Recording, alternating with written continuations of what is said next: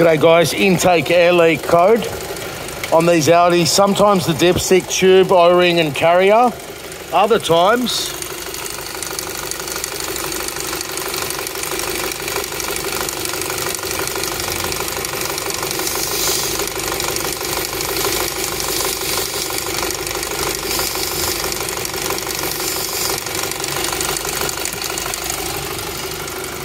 hope that helps.